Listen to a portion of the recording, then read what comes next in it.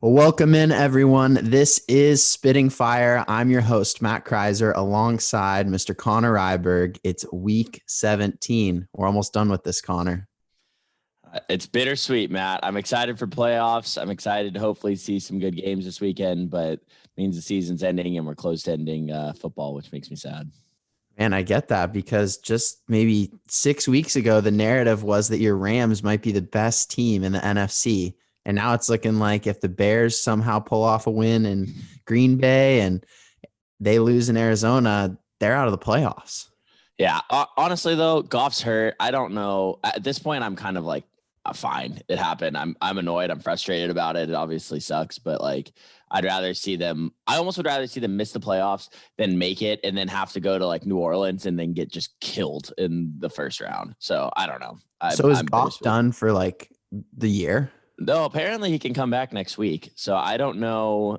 I don't know how that would even work. And I don't know if that's Man, you got to rally the troops then, Connor. I know. Well, and Whitworth would be back next week, so it could all be big, and Cope would be back, so we could get everyone back next week. But it's just Goff's just been looking so bad. Here's the hope. Here's the real hope that I have. John Wolford comes in our backup, and he actually turns out to be decent. If he turns out to be good, then I'm stoked because then I think we need something a little bit different. In Canada, where is he from?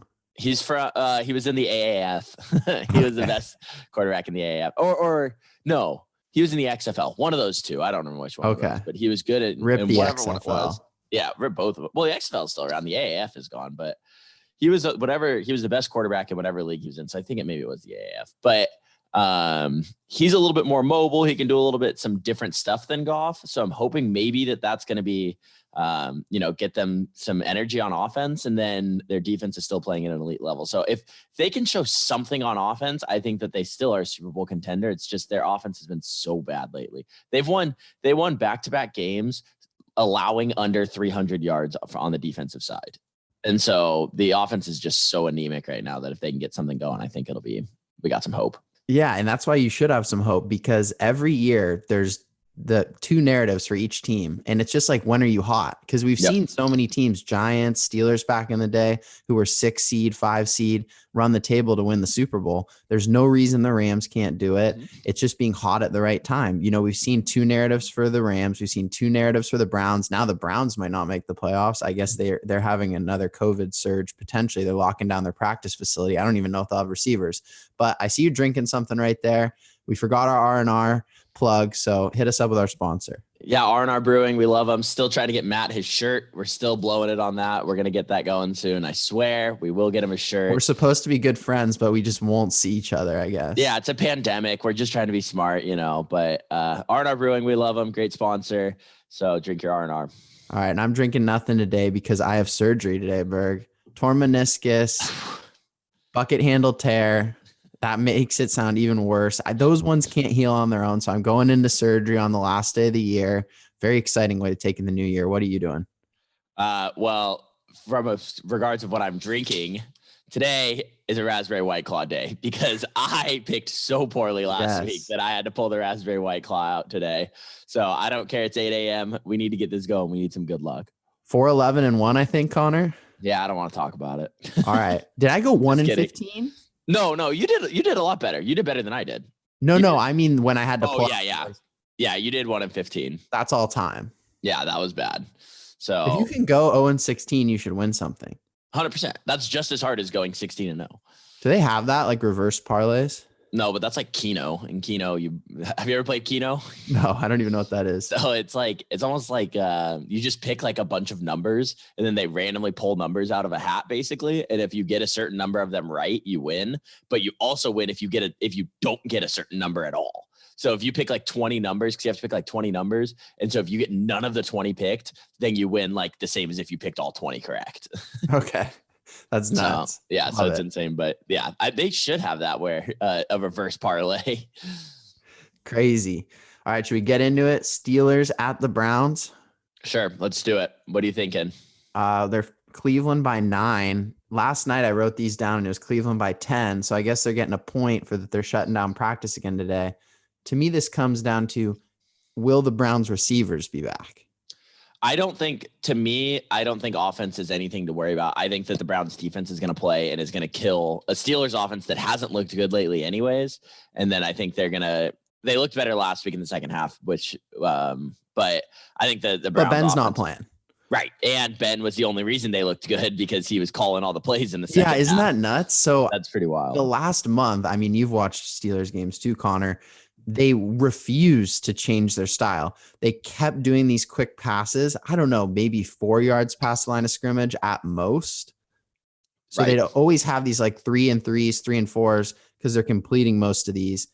And then by third down, both the safeties are just coming down and just, I don't know if you saw the hit on Juju on the Cincinnati game that was all over TikTok for all the young listeners we got.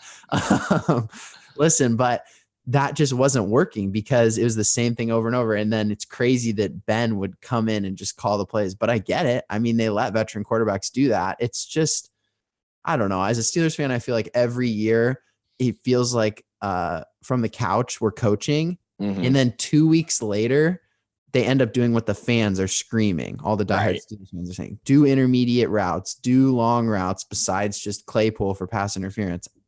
So. Yeah, I agree. I think it depends on the COVID situation. I'm surprised they even have a line right now.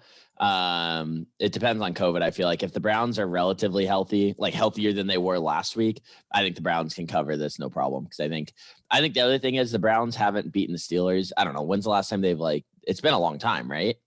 Right. And so I think that the Browns are going to come in here and just at least try to make a statement of like, hey, we can beat the Steelers. I don't care if they're not starting their guys. It still means something to beat the Steelers. So I think they're going to play hard. I've been listening to that on other sports shows, and a host asked James Harrison the same thing. Like, the Browns haven't beaten you like in a long time. He's like, yeah, I don't even know. Like everyone, like we don't even usually you won't for a show. You want to have stats. You're like, oh yeah, it's been 6 years. Like I'd know if it was the Ravens, right? The Ravens are a real threat, but the Browns, it's like, oh yeah, it's like been a while, whatever. Like totally. That just shows how bad it's been for the Browns. But I think I'm taking the Steelers here because I think the Steelers D-line is good enough to keep this game low scoring enough that the Browns win by like 6 just running the ball. Because they have a great O-line. They have one of the best O-lines. But the Steelers D-line to me is underrated. And I think when you know the game script, especially if there's going to be some receivers out, which they were supposed to get back today. Today's Thursday, right? Mm-hmm. Yeah, I don't know if they're coming back, and I don't know why there is a line. But if they're not coming back, I don't like the Browns by more than 9. Who are you taking? Yeah, I'm going to take the Browns because I also don't think – I think, like you're saying, the Steelers line is underrated, but I think that TJ Watt's probably not going to play. So, I mean, if you're going to rest your starters, you might as well rest him. I know you don't usually rest all your guys, but I think you're going to rest TJ Watt. And then how are they going to generate pressure without him? Even with the other guys stepping up, I think a lot of their opportunities are because TJ Watt is double teamed or there's so much focus on him. So yeah. I think the Browns can just run it down the Steelers' throat the whole game. I don't think there's any chance. No, I think so too. We just disagree on how many points that's going to be. Right. Hey, Mason's going to show up. I'm excited because Mason's showing up and Myles Garrett's going to play. I'm excited for that. I was just going to say that was my last note on this. I'm excited. What do you think the over-under is on Mason snapping? because my thing is, so the whole controversy was that Myles Garrett said he got called the N-word or at least a racial slur by Rudolph. And Rudolph vehemently denies that. The Steelers players say they didn't hear anything, but that's like a big allegation. Right. Yeah, I think with that, I think that was just a misunderstanding that I think Myles Garrett heard something, but like, because the only reason I say that is like, the Pouncey was having Mason Rudolph's back. Tomlin had his back. These are like very strong black men that if their white quarterback called someone a racial slur, like whether the N-word or something crazy like that, I don't think there would be as much of like a defense on that. No, I think he'd probably already be off the team last year. Right. And I think also that Myles Garrett got suspended for the rest of the season last year.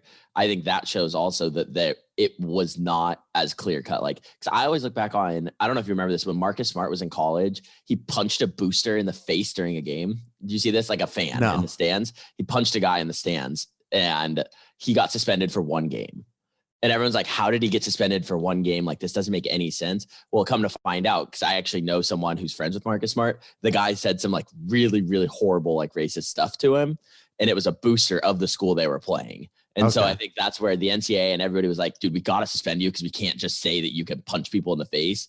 But like, we understand what happened. Like, that's not your fault. Like, we get it. So you're just going to be suspended one game. I think that's the same thing though. Myles Garrett, if it had been that Mason Rudolph called him all these things and everything had happened that way, he would have suspended for 3 games and then it would have been back to normal.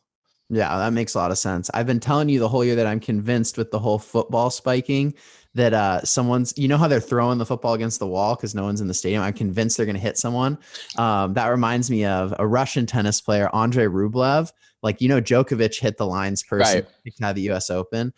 He didn't look, and he got super mad after he lost a match in like Davis Cup, which is like country versus country for tennis. He hit one as hard as he could, shot straight into the chair ump, the head ump's face. It's actually super dangerous though. I think he broke the guy's eye socket. I don't even know if he got a suspension. That's gnarly. Yeah. So it's so weird how some of these punishments come down. Like Djokovic kicked out for hitting a line judge. This Andrei Rublev like breaks someone's eye socket and the match is already over. And they're just like, well, they fined him. That's it. Yeah, and I think that just goes to show that there's always more to the story than we find out. And so there's probably discussions behind the scenes of like, hey, Myles Garrett, if he had actually called you that, we would say something. Because with NFL films, they probably have the sound. That's what they were saying. I'm sure it exists, and that they would have, if Mason Rudolph had done all of those things, he at least would have been suspended, right? So even if Myles Garrett still is out for the year, Mason Rudolph would have had some punishment. I think he would be. I think it's more than suspended. I think in this environment we live in, he's toast. Well, no, I think the team. Think about what happened. Was it Donald Sterling, the Clippers? Yeah. I think Rudolph is done forever if that's caught on NFL films. Yeah, and but my thing is, I think that suspended, but another team wouldn't pick him up. Like I think the NFL would suspend him, and then he'd get cut by the Steelers, and then he's done and out of the league. Right. Because that's kind of like the Riley. Who was it? Was it Riley Cooper who said some stuff, and then he was like out of the league after that? So yeah, I don't think the NFL would have kicked him out of the league forever for saying that, but I think he would have been blackballed and gone for doing that. 100%. All right. I like what we're starting off with. We had Steelers, Browns. Now we have Dolphins at the Bills. This is an exciting one because we saw one of the best plays of the week last week was when Ryan Fitzpatrick's face mask was being grabbed and he threw like a 40-yard bomb up in the air and the Raiders coverage broke down. So Raiders for that to happen. And then the Dolphins ended up winning the game. But was that the second time that Fitzpatrick's come in since Tua's been named the starter to replace Tua and come back and lead the team to victory. And then after the game, they said, hey, you know what? Tua's the starter. Brian Flores said that again. I don't know. This is interesting. They need to win this game, Connor, to make the playoffs. Yeah, it is super interesting. So I heard somebody say, I don't forget who said this, but that the problem with Tua is that Tua right now is waiting for his receivers to get Alabama open. He's waiting for them to be open with no one within 10 yards of them. And that's why he's not turning the ball over, which is good, but he's not getting those explosive plays like he was at Alabama, because I was talking to a buddy about this the other day. Tua's freshman year, he had 5 first-round receivers on the team. 5. And so he's had an incredible receiving core when he was at Alabama. And so he comes to the Dolphins, who, they have some talent, but they're not like Devontae Parker is good, but they're not great on offense. And so he's not able to make those passes. Whereas Ryan Fitzpatrick is the opposite. If he's like, I'll throw it to anyone, he can have 4 guys on him and I'm chucking it there. So I think that Fitzpatrick has a little bit more of that explosive, but I think he also has that, like he can also give you that game where he throws 4 interceptions. He has a little bit of Jameis Winston in him. Yep. And so that's where I think I kind of like the strategy. If you start with Tua and if he's not cutting it and you need someone to come in and make big plays, that's Fitzpatrick. And that if Fitzpatrick doesn't, he'll end up just losing the game for you with all these interceptions, but Tua would have lost you the game because he can't get you back into it. So I kind of see where they're coming from, but that's a crazy thing from a continuity standpoint of you have a rookie and a 40-year-old quarterback that are switching off mid-game all the time. That's never a recipe for success in my head, but it's worked for them so far. Because and Fitzpatrick was super upset when it happened, but then Tua's like, and Fitzpatrick been like, we knew this was what was going to happen the whole time. It just came sooner than expected. And Tua's like, yeah, he's like my dad passing down the torch. I don't know how that's got to feel as Fitzpatrick. Now Fitzpatrick's like, nah, you're not ready yet, son. But the thing is, I don't know if you ever saw that Sports Illustrated profile on Tua's family. His dad is super strict and would like whip him with a belt when he had turnovers in Hawaii. So what you said about being Alabama open, that's really interesting because that's been ingrained in him since he's, I don't know, junior high, teenager. Like, you do not turn the ball over, boy, or you're getting punished. Yeah, and the thing that's going to worry me about Tua is I think he's incredibly talented. Multiple MVPs or something? Yeah, multiple Super Bowls. Okay, multiple Super Bowls. I think he's really talented, but he's starting to seem, and let's see how it goes over the next couple of years, but you might start hearing these comparisons of kind of like Marcus Mariota or like Tyrod Taylor, of these guys that are insanely like gifted and never turn the ball over, but that never can make you big plays. That they're gonna throw the ball 5 yards down the field. They'd be perfect Steelers quarterbacks right now, and that's as we're seeing with teams that do that. That's not going to be successful long term. Yeah, that's interesting. So we got a line of Buffalo -2. What do you think? Bills taking them. I think they want to keep rolling. They want to keep this momentum going. They also, do you see they're allowed to have fans in the stadium for the playoff game? Yeah, I love it. Which is incredible because I don't even care about being in the stadium. We just have the tailgate going now. That's all I care about. We're going to get the tailgate. So that'll be super fun. I'm excited for that. We should do a pod out there.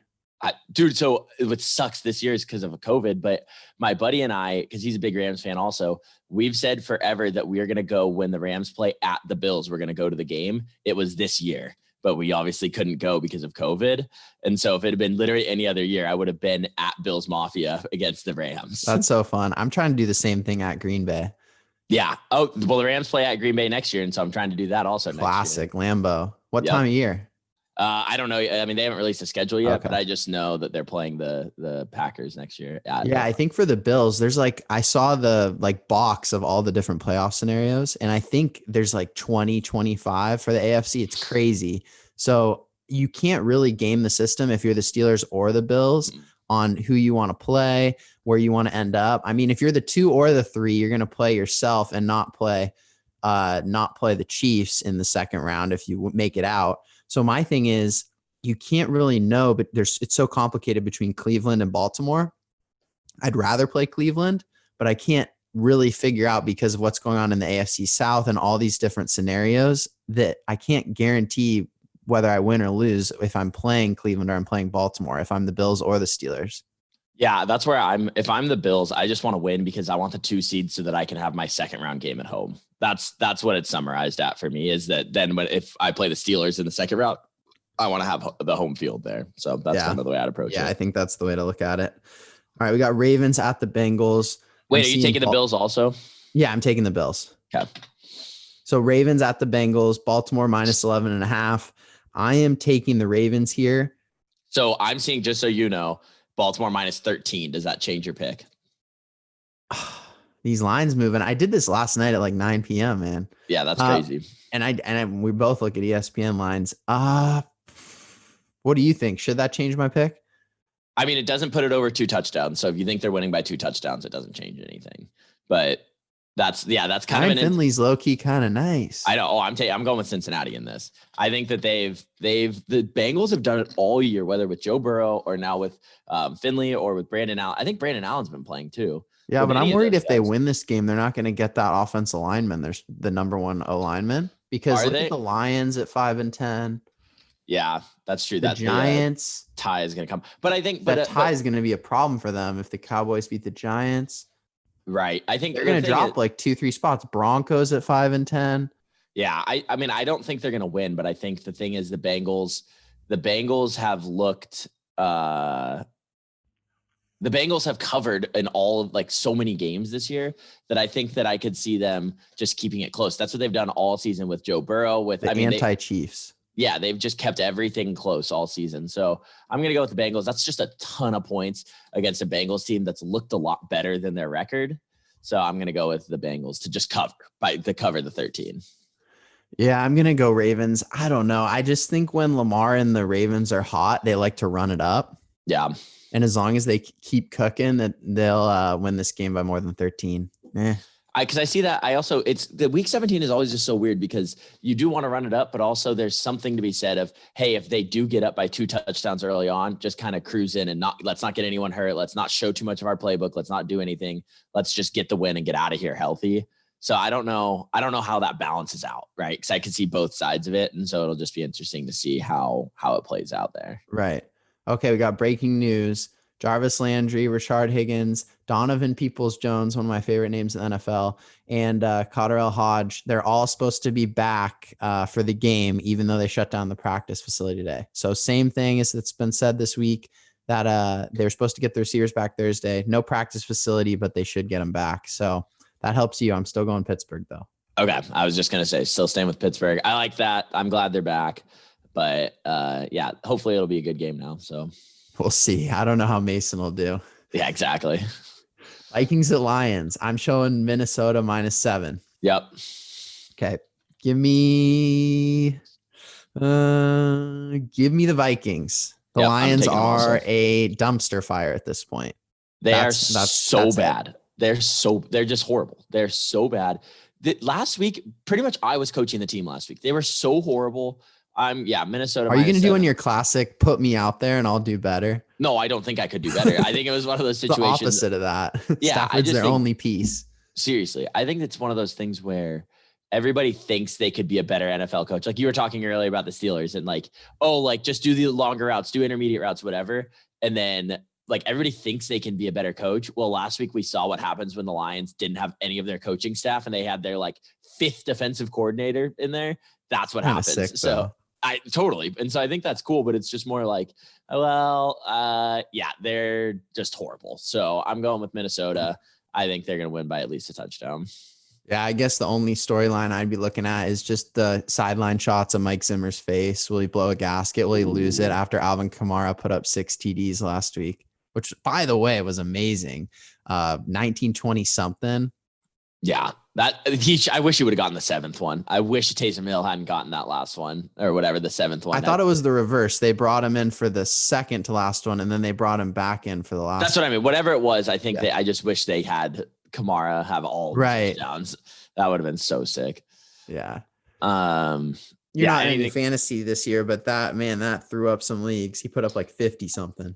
Yeah, and I feel like every year someone does that. There's Kamara this year. Last year, Derrick Henry went off in the last couple of weeks. The year before that, Derrick Henry did too, but that was the big Todd Gurley year where he had those back-to-back seasons in the playoffs where he was averaging 35 points per game in the fantasy playoffs. So always somebody comes in and does that. It's you always see those stats that's teams that win your fantasy league, 75% of them had Kamara on their team. I can't wait to see those stats to see what percent of people that won had Kamara on their team.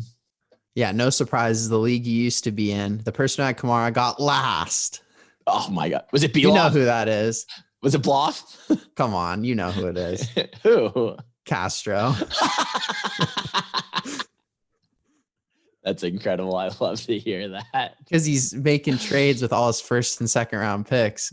Yeah.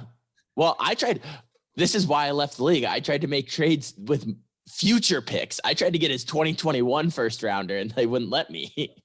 I guess our league just wasn't ready for options. Not ready. It's like a stock trading account where you don't have options eligible. You're not ready for that. You're not approved for options. It's like Robinhood where anyone can go trade stocks. Yeah. They have to approve you for options. Right. I'm trying to buy on margin right now and they're not going to let me do that. Yeah. They're you're too sketchy. You want a long Tesla at all-time highs. Yeah. Has been going great, but I'm still worried about it. 2021 is coming around the corner. I agree. Man, okay. Speaking of 2020, okay, I'm taking you off topic. Yeah, so I'm ready. Hear that in the COVID relief bill, there's a 180-day countdown. Well, they call it the COVID relief bill. I think a quarter of it actually is going to COVID relief because that's Washington, D.C. But they put in a 180-day countdown to release what they know about aliens. I love UFOs. That. I did not see that. I'm hyped. The thing is, unless they confirm and show me pictures or show me an alien, I know that they're lying to me. So also, they're not going to release it. No, that's what I'm saying. So that's what my point is. Even if they release a bunch of information, I'm not going to believe anything unless they show me an alien. Unless they're like, yeah, these are aliens. We have one right here. I'm not going to believe anything they say. Imagine putting an alien on TV. Yeah, totally. Well, the thing that's crazy. So I read this book that was talking about how like there was a bacteria that came in from space. Like they had an asteroid that came in from space, and this bacteria was like killing all of these people, and it was creating this like literally new pandemic because of that. And they were really struggling with how do you handle when the bacteria first came in, it like killed one person. They were really struggling with, do you just kill this bacteria because that might be the most advanced life form on a different planet, and so you're committing murder on their planet. And so it's just like really interesting because like, what do you decide is a level of like intelligence that makes it so that you have to like respect it like it's another human? Because we might be like bacteria to a different like society or like a different, world somewhere out there. Yeah, you could say that. I mean, I think there's a big difference between bacteria and us in terms of sentience. I agree. But it's just it's an interesting thing. But yeah, no, I get it. If you're into macroevolution and you think that sentience could come from bacteria, then yeah, you would absolutely not want to do that. Right. So it's just wiping out a future intelligent species. Totally. So just I always thought that was an interesting of like, how do you approach those things? But right. No, that's super interesting. Because yeah, then do you deem that an alien if it's a bacteria from a different planet? Is that an alien?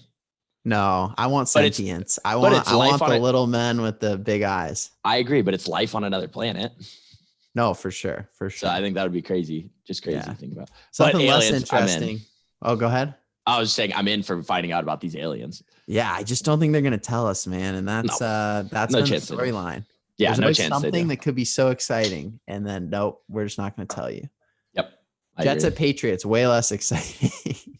This is a white claw game. New England -3. I'm going to take the Jets.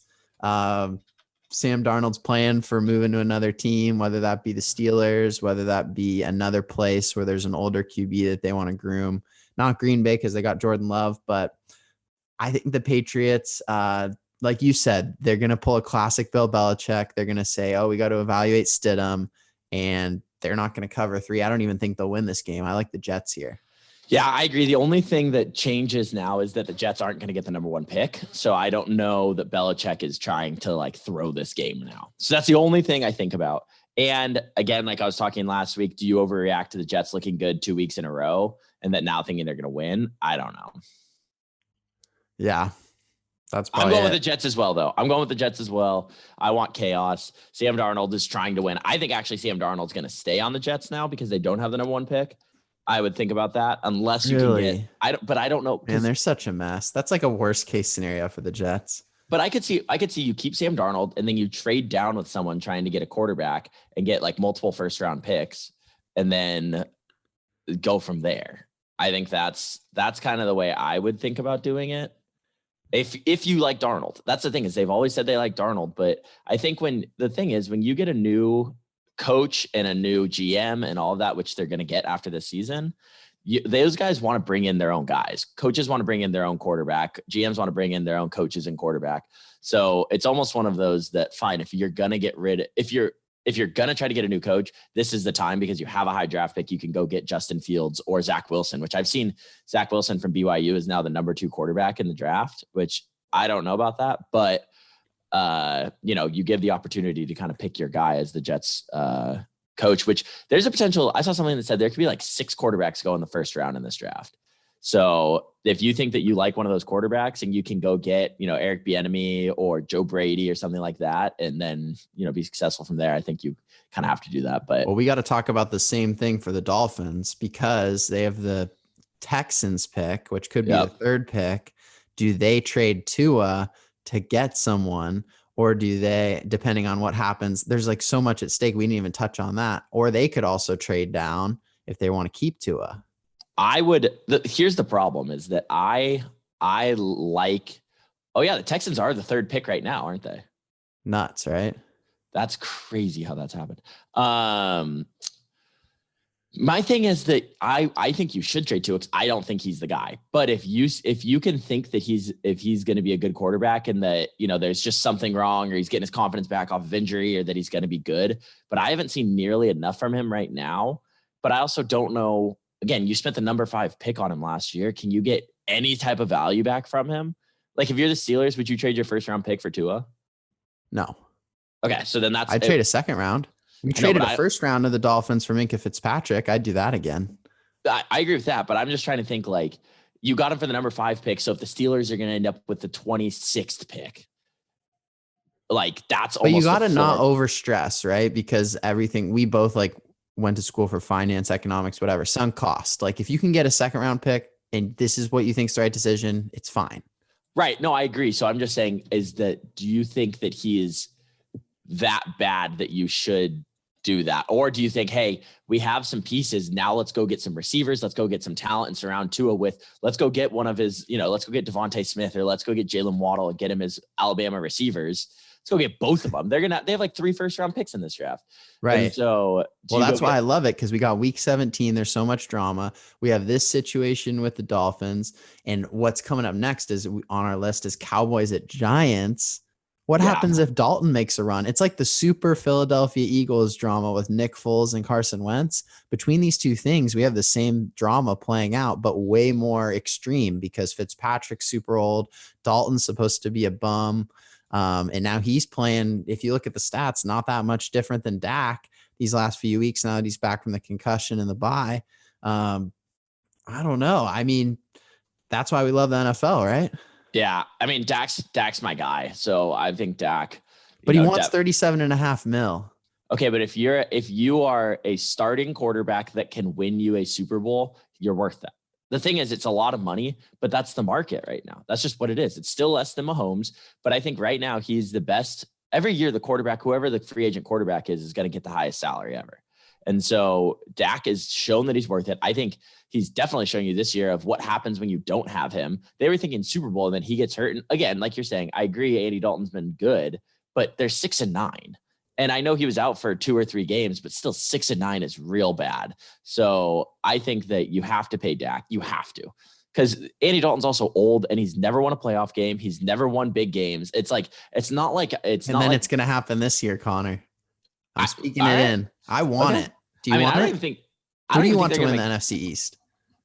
Well, what I'm hoping is the Rams beat the Cardinals and then the Falcons beat the Bucks. So then the Rams can play whoever wins the NFC East. But if I'm purely looking from a football standpoint, I want Washington. But I think that. What do you mean a football standpoint? I just like watching Washington's boring. They just lost Dwayne Haskins because he was a bum and an idiot. And Alex Smith isn't back. But they don't have a quarterback. Okay, let's skip. I don't know. Now we're skipping all around. I'm taking the Eagles this week. Washington's not going to win that game. You are? Alex Smith's not back. They don't have a quarterback to play with. They just lost to Carolina, who I think is terrible. Yeah. I mean, I think the Eagles are really terrible. Here's the other thing though. If Washington loses and the Cowboys lose, Washington still is in. So I don't think the Cowboys are going to win this week. I think the Giants. No, the Giants are in. Oh, okay. The Giants are. Okay, then I think the Giants are going to win. I think the Giants are going to be in the playoffs. I think they're the best team in the division. By far, they're the best team in the division. Oh, my gosh. So I'm taking. Because Daniel Jones has been knocked up a little bit. Yeah, I think that the Giants are definitely going to win their game. I think so that's you're taking Dallas -2 here. Cowboys at Giants. You're taking the Giants. Yeah, Giants +2. I would take them outright in this game. I think they're going to win the game. Okay. I do like the weather here. Rainy 44. I think that favors Jones and the mobility. But I didn't do that great last week either, Connor. 7-8-1.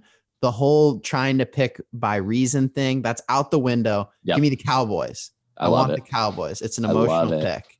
I love because that. I want chaos. I want problems. I want Andy Dalton. If he makes the Super Bowl, it's the Foles controversy 2.0. Yeah, but if you want chaos, I actually don't think it would be the Foles controversy. But if you want chaos, how is having a 6-10 division winner not chaos? That is what I'm rooting for right now. Is a 6-10 division. 7-9. Yeah, we have 7-9 with the Seahawks back in the day for Marshawn Lynch. The Beastquake. Beastquake, so fun. Yeah, but 6-10 would be awesome. Hosting a playoff game and then potentially winning a playoff game. That's best case scenario. So I want the Giants to win, and then I want Washington to lose and to have a 6-10 Giants team get in. Yeah. For Washington, they were a win away. these last couple weeks, and it just cratered for them. Yeah. So many quarterback injuries. There's no reason they shouldn't have won this division. And then Dwayne Haskins, a bunch of talent, but he's just not going through his progressions right, or what the reports are saying. He can throw the ball, he can move, but he's not going through his progressions. He's not prepared, and he's causing shenanigans outside the locker room. He's gone. Who is this guy who's going to be playing? I don't even know much about him. Yeah, what did I hear about this guy? I'm trying to figure. I heard some funny stuff about this guy. Let me look it up. But what's crazy, thinking about just the NFC East in general and all these things, is I remember on draft day, remember everyone was killing the Giants for taking Daniel Jones at 6 and then Haskins going at 15 to Washington. If you go back, that absolutely was the right pick. Like, absolutely. And not even for the fact that they just cut Haskins. Like, just look at Daniel Jones is so much better than Dwayne Haskins. Like, it's not even close. So I think that it'll be, I don't know. Yeah, I agree. And I also think it was the right pick for Washington at 15. Yeah. Like, you're not always going to hit on your draft picks. People don't understand. This is like poker. Like, if you have pocket queens and the bets go a certain way, you play the hand, even if someone has like king 7 and they hit their king and you lose the hand. That's Dwayne Haskins at 15. Like, that may have been the right move for Washington. Yeah, and that's the hard thing too. And that's what we were talking about the other week with Mitch Trubisky, of that wasn't necessarily a bad pick at the time. But given everything that's happened now, yeah, absolutely. Hindsight, it's a horrible play. But you got it, like you're saying, if given the information everybody had at the time, Dwayne Haskins was a better quarterback. Right. But somehow, yeah. Yeah. So let's skip down to this Sunday night game, Washington Eagles, since we're talking about the NFC East. I'm showing the line of Washington -1.5. You're taking Washington. Yep. Okay. I'm taking the Eagles. We talked about it. I mean, yeah, I just have no faith in this guy that you're looking up. You got a story on him now? No, I forget what the story was. Taylor Heineke. He's trash, but I forget what my story was about him. He's just a wild card. Whatever it is, he's a wild card. All right. Well, I can appreciate that. Yeah, and I think Washington will win, but I want Philly to win. So if we're going, because you want the Giants, and I want the Cowboys. Yeah, I want chaos. So it's funny that the NFL, was this the original Sunday night game, or did they flex this? It's funny when you flex the NFC East division champion because of all the drama that happens earlier in the day. Yeah, I think they flexed it because there's no way the Washington was going to be in the Sunday night game. Yeah. I could see if it was Giants Cowboys, I could see that being a Sunday night game. I'm trying to just look through the beginning of the season. Who could they have said that? Well, they should have flexed Cardinals Rams probably, but I think what they want is they just want to say, oh, like if Washington loses, it's going to be the Cowboys, or if Washington loses, it's going to be the Giants. You know, they're going to say, well, yeah, exactly. Michaels and Chris Collinsworth, they're going to say that a million times during the broadcast. Right. And I think it's the only game that earlier games Washington still has to win. So no matter what happens in that early game, Washington still has to win. Because like if it had been Rams Cardinals and then Bears lost earlier in the day, it's like, okay, this isn't as intriguing. So I think that's why they're doing that. I'm trying to look at the games. Like if you said at the beginning of the season, I could see like Seahawks 49ers might have been the Sunday night game. Bears Packers might have been the Sunday night game. So there's some other games that I could have thought, even Texans Titans could have been the Sunday night game. If you thought at the beginning of the season, who are the good teams and who are the bad teams. I think that those probably were the original ones. I definitely don't think Washington versus who people thought was going to be a Super Bowl contender and the Eagles would have been that Sunday night game. Right. Yeah, I agree. All right, let's keep moving down this list. Falcons at Bucks. Yep. Raspberry White Claw, my gut said Falcons, so I'm going with that. I don't like that pick at all. I think it's going to be the Bucks, but I'm just going with what my gut says. Okay, Tampa Bay -6.5. I'm going to go Bucks. I probably the worst team I've picked this whole year. When it's emotional, when I want the Bucks to lose, I take the other team. I don't have any affiliation to the Falcons, so then I take the Bucks. I think you're going to win this. I think the opposite. I'm terrible with the Bucks. I like to hear it. That's what I like to see. Yeah, you took the wrong side of the Bucks game last week. And they just blew them up. I don't know what to think about these Bucks. They just blow people out and then they disappoint, like that Bears game earlier in the season. I don't know. Yeah, I saw something that I think they and the Rams now are, but one of the most volatile teams. Of their best looks better than anybody, but their worst looks as bad as anybody. Like they have really, really bad games, but really, really good games. That's the hard part with a team like that, especially not getting a bye, is that they now have to win 3 games to win a Super Bowl. And can you trust them to go 3 games without having a stinker? And I don't think you can. And so that's why I think the Bucks, I look at them and go, I don't think they have a chance to win the Super Bowl because I don't think they can string together three good games against three good teams. Now, the only hope for them is that they get an NFC East team in the first round, and then it's kind of like not as bad. But right, and if they can go to New Orleans for the NFC Championship, I don't know how that would work, but that'd be ideal instead of going to Green Bay. I mean, both of those teams. Well, they killed though Green Bay and got killed. No, by I know they New got Orleans. killed by New Orleans. I don't know if I see the Bucs going into like a snow game in Green Bay. That's all. Yeah, I agree with that. But I think, yeah, it'll be interesting. Either way, it's not good. I hear you. Yep, agreed. Packers at Bears. This one will be fun. We're talking about Mitch Trubisky earlier. Man, this is one where I want the Bears. I went back and forth. I'm trying to be smart because I used up my emotional pick on the Bucs, on the Cowboys. I'm going to take the Packers here, -5.5. I love to hear that. I'm going to hedge my emotions and I'm going to take the Bears, but I don't like that just because I want the Bears to You're lose. on the opposite side. Yeah, and I'm hoping based on how bad my picks have been lately that I'm going to kind of jinx them there. But I think that, basically what it comes down to is, do the Packers care enough to try the whole game? If they do, they're gonna kill them. So that's kind of what it comes down to. Yeah, because they were so impressive against Tennessee last week. Right. Even with the snow, I'm like, Derrick Henry had some runs, but they really held him in check. And man, their passing game in that weather was so impressive. It was insane. It was clinical. Yep. And it's gonna be cold again this week. Aaron Rodgers is just so good. Literally, this game comes down to how much the Packers want to try. If they want to try, they're going to win. They're going to kick the shit out of the Bears. But if they kind of just coast and, go up big in the first half and then chill, or I don't know how that works. Or if, the Niners Seahawks game is different, like maybe they try harder. So I need more than anybody that the Packers to play hard and to win this game. But, this is going to be a crazy red zone game, by the way, or week. Week 17 is always insane on red zone. Because no Thursday. Yeah. So how stoked are you for the 10 o'clock slate? Well, the 1 o'clock slate's even crazier. 1, 2, 3, 4, 5, 6, 7 early games, 8 late games, That's 8 1 o'clock games, late games. Yeah. And then, usually there's 4. Right. A lot of times there's even only 3. There's not even 4 because of COVID. They're flexing. Yeah. Right. And so, or if there's like a really marquee game in the late slate, like CBS will only put 1 game there and have the 2 games from Fox. I mean, it's going to be a wild game. And so I got to figure out how on my TV to set up the boxes so that I can watch just the games I want.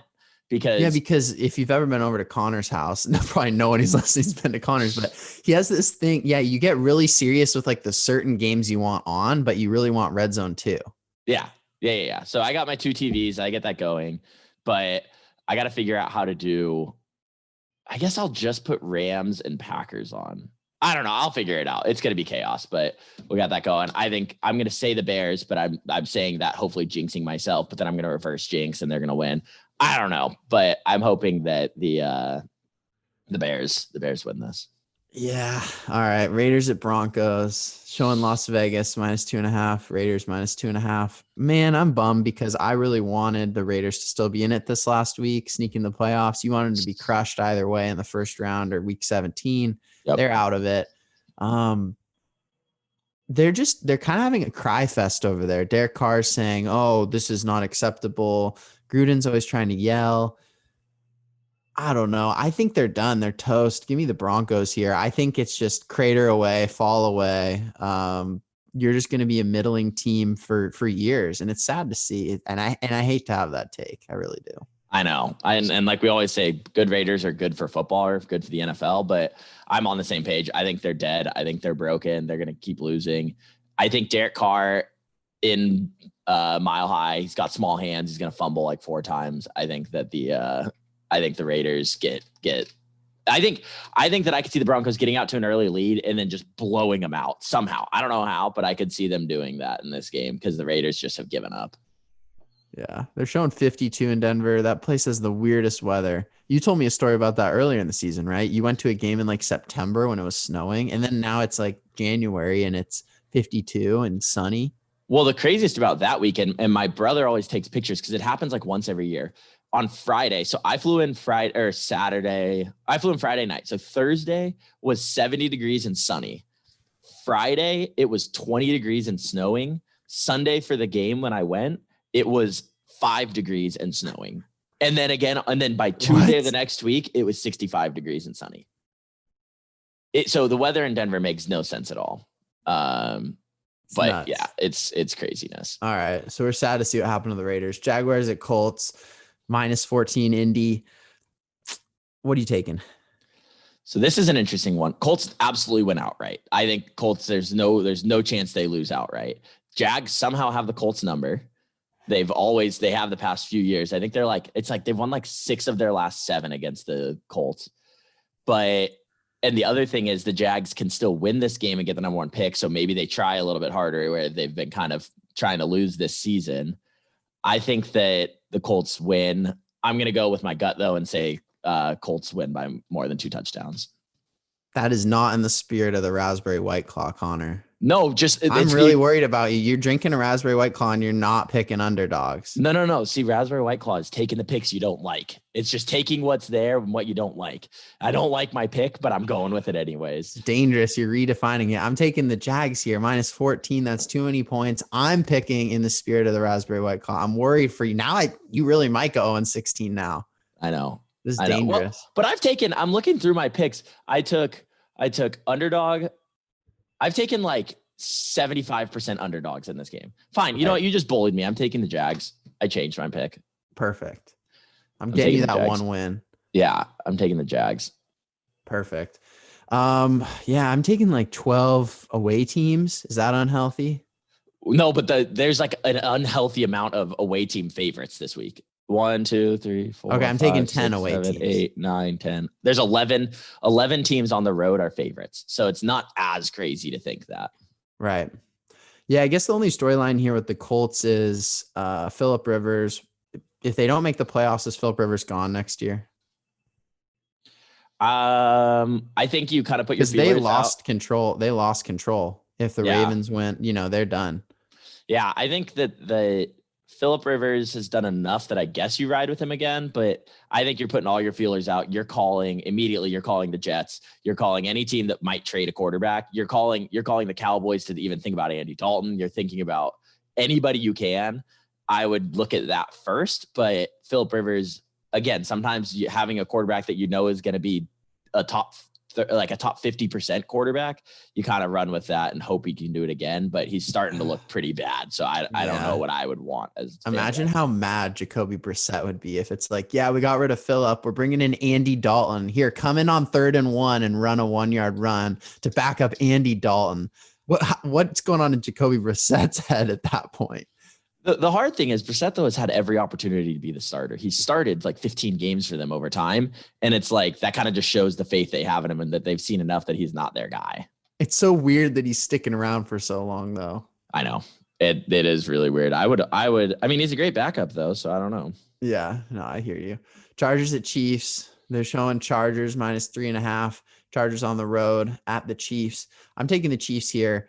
Even though they're resting a bunch of people, they might play a couple series, and I don't know. I haven't seen enough from the Chargers that they can win by 3.5 on the road here.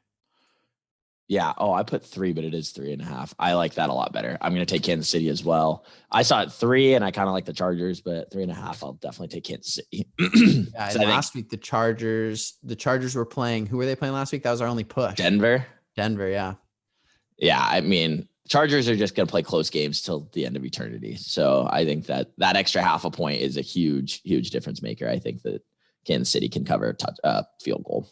And for the Chargers, coach is gone next year? Yeah, has to be. He's horrible. Anthony Lynn's gone. Yeah, and that's where you got to sell out and do whatever you can to go get a guy like a Joe Brady or Eric Bieniemy, because you have your guy who's your quarterback for the next 20 years. Yeah, right? I kind of like their team. Yeah, they have a talented team. So if you can get a coach in who is good, and that's why I like Bieniemy, is because he's been with the Chiefs, he's seen how to win, he's been a part of good teams, and so he can come in and bring that winning culture and hopefully, make some differences there. No Saleh? I think Saleh on San Francisco. Everyone was so hyped last week after they took out the Cardinals. I know he's so annoying, but what I will say is I think he is a good defensive coordinator. It helps that he has one of the most talented defenses every year. So it's not like he has to do too much. Right. But I think, yeah, good for him. What I also like about that, hopefully, is that teams look at him before looking at Brandon Staley, because the Rams defensive coordinator is another kind of one of the defensive guys in the running for head coaches. So I'm really hoping that he can stay with the Rams at least for another year, because he's been incredible. Yeah, no, I hear you on that. All right. Well, that brings us to Cardinals at the Rams. I'm ready for you to go off here. Showing Cardinals -3. I'm taking the Cardinals. I'm saying your Rams are in a tough spot. They're going to need the Packers to beat the Bears to get in the playoffs. Yeah, I'm just taking the Rams because I can't bet against them in this situation. But yeah, it's unethical. Yeah, I have to take the Rams. I'm obligated. There's hope. I mean, John Wolford, I've saw a bunch of stuff. So Rams get their number one inside linebacker back, which is going to help. The Rams have an incredible defense that can keep Kyler Murray in check. They've already done it. His whole career, he's gotten stifled by the Rams, including the last time they played, they looked bad. I think that the Rams defense is hot and really hot right now. And I think especially now with, it's not one of those situations where we've talked about where the defense is really good and the offense just sucks. I think that they're saying, hey, our quarterback's down. We got guys out on offense, defense. We got to step up and make some big plays. And I think that's exactly what's going to happen. So I think the Rams absolutely can win this game. I'm scared, but I think they absolutely can win this game. I also don't think Kingsbury is a good coach, whereas I think the Rams have a really good coaching staff.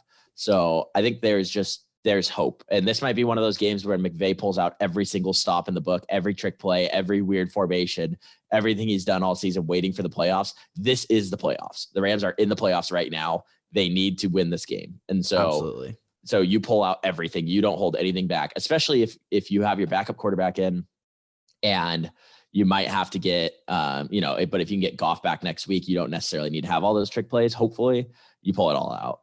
Also, interesting note. I haven't liked him since he was thirst trapping girls during the NFL draft. Love it. You remember that when he had that like awesome. $10 million house? He had the white pants on, the belt. Oh, yeah. I was like, man, bro, you're sitting here. He's a legend. He's not a legend. He sucks.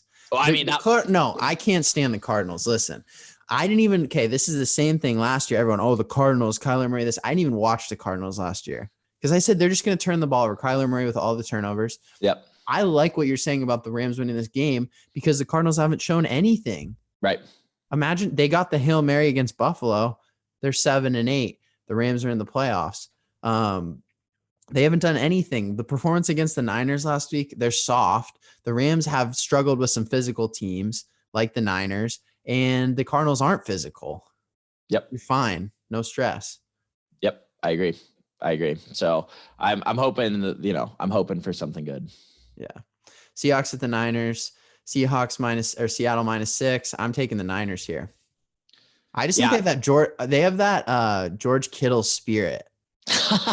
Yeah. Like they want to initiate contact. They want to they're reckless. They're just like, they don't feel like a 6-9 team. Oh, definitely. And I think, they've gotten some guys back like George Kittle.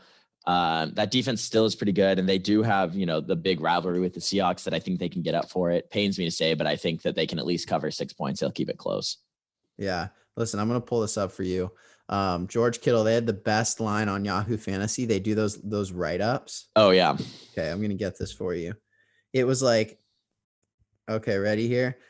Kittle caught 4 or 5 targets for 92 yards. Kittle was his usual unhinged self coming back from a foot injury. He sought contact every time he caught the ball and bowled over defenders on all 4 of his receptions. I love Kittle. That's the Niners. Yeah. He's his usual unhinged self. I love it. I love Iowa tight ends. Yeah. You like Fant, there's so and many of them in the Hawkinson, and they just pump out tight ends. Yeah. All right.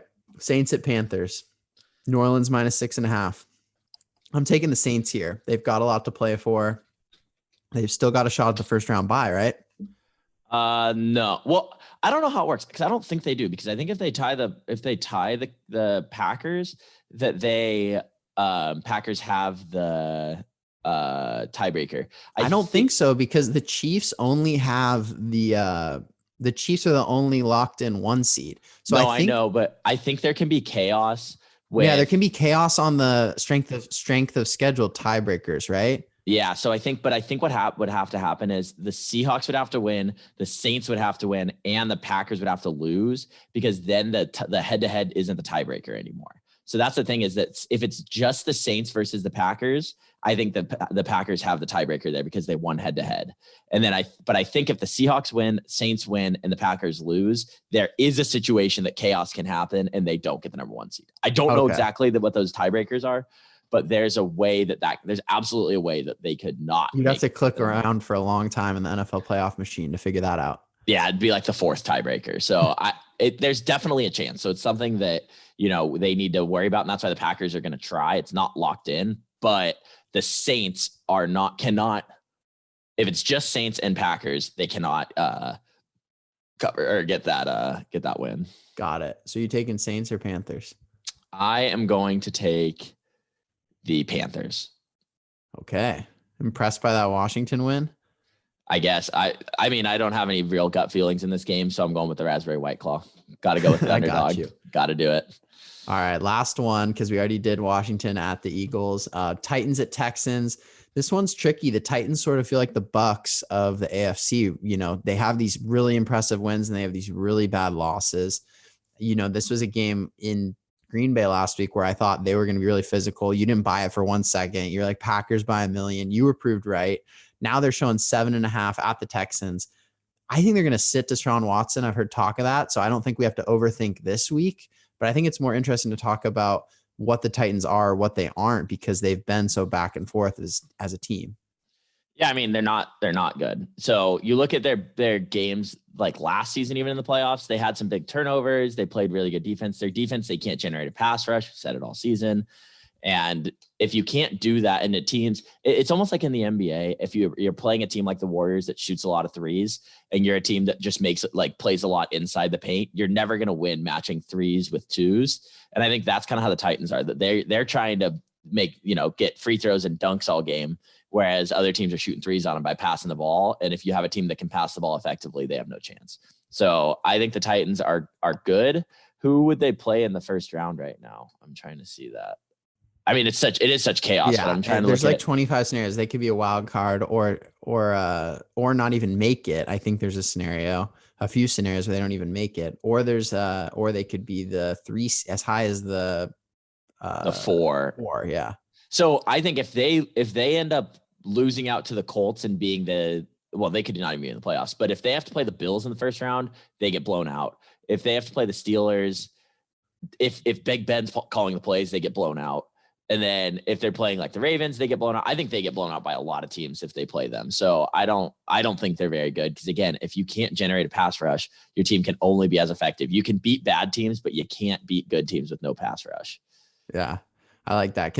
I'd love to see them play the Ravens in the first round. Oh yeah, that'd be a great rematch of last year. Totally. Especially because I don't know. Do you want to see Lamar win his first playoff game? I feel kind of bad. No, you want it to. I kind of like that Lamar? They keep losing. I don't dislike Lamar, but I kind of like that they just keep losing big games. Well, I definitely don't want it as a Steelers fan, but putting aside my Steelers fandom, I sort of feel like it's kind of sad if it's a 3rd year in a row and you won MVP. It's kind of embarrassing. If they lose in the first round, it's kind of. But I think that's kind of just what Aaron Rodgers, Patrick Mahomes, like these are the other people who've won MVP. I know, and that's where I think that he had a good season, but I don't think he's good. That's the thing, is like, I don't think that he's a great quarterback. I think he had a really MVP good season this year. Rodgers. Yeah. He's winning. He's beating Mahomes in every single stat except for passing yards. But if you do yards per attempt, he's beating him in that too. So, and I think really last week when Mahomes lately has just kind of been coasting, he's taking his foot off the gas, whereas Rodgers is still pushing and still dominating. I think that's where Rodgers gets the edge. Again, I think it's going to really, truly come down to this last game. I think if somehow Rodgers looks bad in this last game and Mahomes goes off, I think that it could switch it. But assuming that they both play equal, I think Rodgers has it. Yeah, I think Rodgers is the right play. Most valuable player. But I don't. Yeah. I think Rodgers. Think about the NBA. Sure. Like, do you like the Giannis one? I think the NBA is kind of a mess, and they try to have fun and they don't like just giving it to LeBron all the time. I agree with that. They absolutely don't. I think that that it's hard when you look at the numbers Giannis put up last year on a team that was one of the best regular season teams of all time. He had one of the best regular seasons of all time, and he averaged like 30 and 15. I mean, it's hard to not give that guy the MVP. But I agree, if you're looking at most valuable player, yeah, LeBron for sure has that every year. But I think that Giannis was just so dominant on a team. That's the other thing, is it's a regular season award. I think that my personal thing is playoffs should be included in it. But if it's a regular season award, Giannis was the most valuable player of the regular season. He was so dominant last season that it's hard to not give it to him. Yeah. But LeBron now at this stage of his career coasts during the regular season. By coasting, he still was the second best player in the NBA during the regular season. But then he turns it on in the playoffs and says, this is still my league. And that's, as a Laker fan, that's all I want from him. Just get to the playoffs and then go dominate. That's all he has to do. Yeah, I agree. What are we looking at in the NBA right now? Lakers still the best team. Not even a question. They've lost, but they're not trying to win right now. They got better in the offseason. I think your Kings look good. 3-1, baby. 3-1. Yeah. And I was saying, we blew out the Nuggets. Yeah, totally. And we didn't blow them out. We won by 10, but yeah. Well, and I think that's a blowout for us. Oh yeah, totally. Halliburton is super legit. I think he's really good. I think that, I think it's a good team. So it's going to be a fun season. I'm excited. I've watched all the Laker games so far. They look good. Once the NFL season kind of wraps up, I'll dive back into like fully watching all the NBA games and stuff. But, right. Love basketball. Trae Young's playing well. He's just fun. trying to think of anything else that's like out of the norm for these teams. Are the Kings going to make the playoffs? Can you call that? Are you ready so Connor does an annual prediction. And usually he's rock solid on this prediction. So he's kind of putting his reputation behind this. He had the Celtics making the Eastern Conference Finals when no one had them. He had the Warriors breaking the single season winning record when they broke it. So you got some one more week. I'll have it next week for you. Okay. I will have it next week. I'll go enter into the lab and I will get my prediction for this season. Get in the lab, grab an R&R, grab a White Claw, mix them up, and you're going to have the perfect potion. Yep, exactly. I'm on it. But I want an answer. Are Kings making the playoffs, though, this year? The thing is, it absolutely can happen. When you look at the Western Conference, you have about 5 or 6 teams that are pretty locked in. I think Lakers, Clippers, Dallas, Denver, and then probably Portland are 5 teams that are pretty much guaranteed to make the playoffs. So now it's the rest of the league trying to fight for those last couple playoff spots. I think Houston has no chance. I think Memphis has no chance. I think Oklahoma City has no chance. Spurs don't have a chance. I think the Kings absolutely can. I could see the entire Pacific Division getting in the Clippers, Lakers, who is it? Clippers, Lakers. Oh, the Warriors, I guess, wouldn't. And then Suns and Kings, I think that absolutely can happen. So I think the Kings definitely can. It is not, I will not be shocked if the Kings make the playoffs this year. And if not, I think they'll be going down to the last 2 or 3 games of the season, fighting for the playoff spot, which I think is, as good as you can hope for at this point. Love it. I'll take it. Love to hear that. All right. I got something for you. I'm going to try to share my screen. Do it. You ready for this? I'm ready. Okay. Can you see this? Yeah. Okay, Philadelphia 76ers, Daryl Morey was worried Hong Kong tweet might end NBA career. Tell me what you think of this. New Philadelphia 76ers president, blah, blah, blah, shared concern that his career in the NBA might have been over after sharing a post on social media that expressed support for a protest group in Hong Kong. Okay, so he thought his career was over. The question so many have posed is why Morey felt compelled to take on the issue. While his team was in China during the height of the controversy, LeBron James of the Los Angeles Lakers questioned Morey's timing and his knowledge of the topic. Okay. What do we think of this frame by ESPN? I think it's so soft. Oh, it's 100% soft. Everything in that is like, soft. oh, LeBron questioned him. It's like literally last year and Hong Kong lost its rights. Well, I guess it's this year because 2020, they literally lost their status of independence from China. Mm-hmm. It's over. And he was just speaking up for human rights. And it just, the framing is so soft that they're just the way this article is framed. And I want everyone to recognize, like, when you read something, you should always be looking for the narrative frame, not just the information. The way they framed this, like, oh, like, I wonder why he would even dare to like ask what China's doing and why they're taking away human rights in Hong Kong. And LeBron questioned it. It's just, well, but I think, well, here's what I'll say. I think they're right. And I think they framed it perfectly, but I think you need to think about why LeBron saying that and why Daryl Morey should have known better is the NBA lost billions of dollars last season because of that tweet. Literally because of that one tweet, they lost billions of dollars from the NBA did. So that's where I think they're saying is it's not all these people speaking out and saying, why did he do that? Wasn't, oh, why is he speaking up for human rights violations? It's everyone saying, shut up and let's just make our money. I think that's what they're saying. So I think that's where it's same thing you're saying. Yeah, but you can't have your cake and say it too. Like, oh, I totally get it. Shut up. No, I agree. I'm just saying, I think that's the narrative. The narrative frame is saying the NBA is just selfish. I think that's all it is that the NBA, as progressive as the NBA is, at the end of the day, they still are a business and still are going to do things that's right for business. And so I think LeBron understands the economics of the NBA. Daryl Morey should understand the economics of it. And LeBron's saying, dude, why did you say that you're going to cost us billions of dollars? Not why did you say that, I don't care about human rights. Yeah, I think you're smart enough to read in between the lines. I don't have as much faith in other people because here's the LeBron quote. I don't want to get into a feud with Daryl Morey, but I believe he wasn't educated on the situation at hand and he spoke. And so many people could have been harmed, not only financially, but physically, emotionally, spiritually. It's like people are being harmed in Hong Kong. And I get if you read in between the lines and break it down, he's saying, if your finances are hurt, you can be hurt physically, emotionally, spiritually when he's talking about, people at home. But I just think a lot of people aren't reading in between the lines. You think people get it, Connor? You think people get that, like, hey, the NBA, the frame is the NBA wants to focus on business and not worry about morality? Yeah, I don't think a lot of people are even, like you're saying, the frame of it. I don't think a lot of people are even thinking about that. And so I think anybody who's like plugged into the NBA and understands what's going on, that's what they're reading there.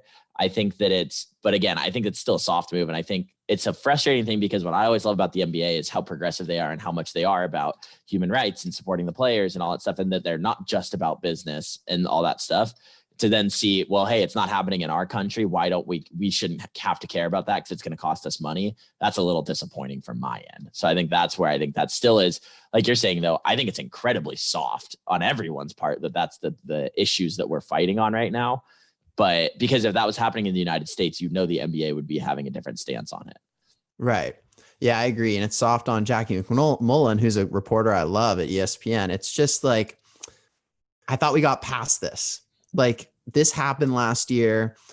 This was the frame that, like, Daryl Morey was the bad guy. He was costing the NBA all this money. And then I really actually liked what Adam Silver said. And it seemed like they were taking a stronger stance. And then this article comes out last week and it's like, oh no, the Chinese Communist Party, the Chinese, ESPN, Disney, they're still making sure that that this is the frame and this is the narrative. Because I thought, you remember, like a few months ago, they were talking about it like there's limits to what we'll accept from China.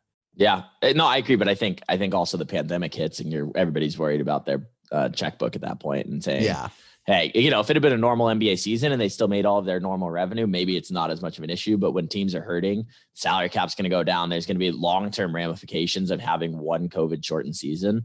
And now it's going to be two shortened seasons without fans. So it's, there's a lot that goes into that, but it's, yeah, I agree. I think it's just a really soft move by the NBA. Yeah, and I can tell you one thing behind the scenes is that I can guarantee you that a zillion people at ESPN reviewed this article before it was approved for publication, having been behind the scenes as a journalist. Jackie didn't just write this and post it like the NFL beat writers do for the Steelers or the Rams. Right. This went all the way to the top. There were many reviews. PR looked at this. Communication comms looked at this. There was so many approvals for this. And I just don't think people realize behind the scenes that, like, these narrative frames and how each, like, what they call them paragraphs, but graphs is what they call them in journalism. Like, these little sections of each article are, like, looked at down to the word on how it's framed and what the implications are for it. So thought it was interesting. Yep. No, definitely. Totally great. All right. I got one more thing for you, Connor, that's off sports. Okay, you ready? Because we've been talking about the pandemic. We've been talking about what have we been talking about? Financial inequality. So I got a crazy one for you. I'm gonna have you guess. Okay. So if you had $100,000 back in the day, $100,000 salary in the 1960s, Okay. I want you to guess what the ratio of your income to your house was. So say your house was 500 grand, you made 100 grand, that the ratio would be 5. So what was the average ratio across the country of household income to home price? 2. Wow, I'm shocked. You got it right on Really? the money. It was 2 in the 1960s. That's crazy. Okay, now we're going to go to today. What do you think it is? Household income? Household income to home price across the country. I think somewhere around 5. It's 4.7. You're right on the money. Yeah. All right, you need to do a disclaimer here. Can you tell them what you used to do for work? Oh yeah, I was in real estate finance. And you were in like analytics and data. Yeah. Okay, so this kid's killing it right now. What do you think Orange County is right now? Where we're talking? At least like 7, 8+. Yeah. So I think this is really interesting because it just shows that I saw this because Bitcoin's an all-time high. It may be breaking 30,000 a day. We'll see. I've done a good job not mentioning it too much. You're proud of me, Connor. But we're at like 28,000 something right now. We're talking. And a big guy in Bitcoin, he said, everyday people, they're operating their life at a loss. Yeah. Because of the hidden tax of if you just hold dollars, it's the hidden tax. Like real assets are appreciating because your dollars are going down in value. Mm-hmm. And the same thing, wages haven't kept up with it. So you've seen how expensive it is to own a house compared to the 60s. Like imagine whatever, you make 80K a year and your house is 160. That's so manageable. That's no stress. Absolutely. No stress. Right. And now like people like in Orange County, it's $1 million for like okay homes. Totally. Basic homes. And if you're pulling in 80K, which is a decent salary, that's 8+ your household income. That's nuts. So I just think it's interesting for people to think about, if you're holding dollars, you're operating your life at a loss. I don't know. What do you think about that? Yeah, I agree. No, I mean, for sure. I think because even with that, if you're like worried about the economy tanking or whatever, like you can still put it into bonds or you can put it into other areas. But I think, especially right now with the rapid expansion and growth that everything's going through, I think you're absolutely for sure. Just it's an absolute operating at a loss. Yeah. And like 20% of all the dollars have been from this year that exists. I know. In the money supply. It's nuts. I guess I was reading on Twitter, there's like house neighborhoods in like Ohio and Indianapolis, like bidding wars are breaking out for homes. All of these things terrify me. They make me so scared because this is when when that stuff starts happening. How about this one? You ready for the best indicator? When baseball cards are worth a lot of money again. Yeah. Tell me about Mike Trout. I mean, yeah, he's rookie card. $3+ million rookie card. Yeah. Yeah. And that just shows you though, how much stupid, unnecessary wealth is out there right now when baseball cards or memorabilia is back up to the forefront. I think that's just more prime for a crash soon. I think nothing's made any sense that we've been in a global pandemic and the stock market's up. Like you said, it's up. We're up 20% of total dollars in the world, or 20% from this year, that we've had the worst global pandemic in 100 years. So it doesn't make any sense to me. No, and it's terrible because all these real assets that people own, like homes, like stocks, like bonds, they're like baseball cards, they're appreciating and your salary staying flat. And that's the hidden tax. That's you operating your life at a loss. Yep. Because all these dollars have been pumped in and you're falling further behind. But I got one more guess for you because you just gone nuts and nailed these guesses on all three. I got a fourth for you. So for the 900 billion stimulus that just passed, if it was distributed per citizen instead of to all these, right? Because there's so much muck in there for like whoever you want to say, Africa, Israel, women's rights in Pakistan, whatever you want to say. If it was just distributed to the citizenry, how much would it be per citizen? Because we had 2 trillion back in March. How much would it be per citizen if you just 900 billion? 900 bill. Oh, you could probably just do the math on this. Huh? Yeah, I'm trying to do it in my head. Well, and then are we including like babies and like every single citizen in the United States? I don't know. It was on Twitter. Okay. But if you do the rough math, what I tell you will sound right. I don't know. Yeah. What is it then? It's 2,127. Yeah, that sounds right. Yeah. So, I mean, and people are getting 600. So yeah.